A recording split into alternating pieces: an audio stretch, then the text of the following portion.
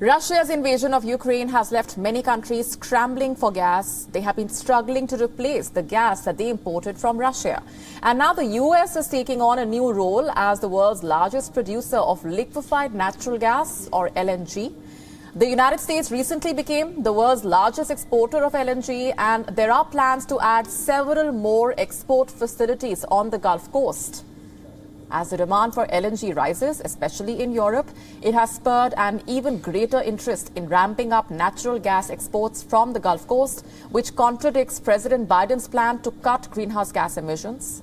Officials at one Gulf Coast export facility at Cameron LNG said that they reduced carbon dioxide emissions by 10% from 2020 to 2021, but the LNG industry's overall emissions are still substantial.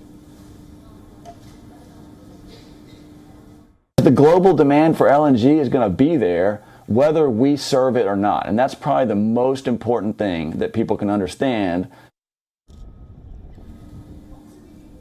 In southwest Louisiana, residents are fighting the development of the LNG facilities.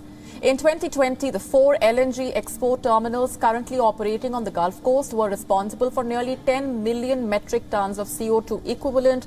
The impact of fossil fuel emissions on the climate is a major concern for some Gulf Coast residents who have been hit by climate change-related natural disasters like hurricanes.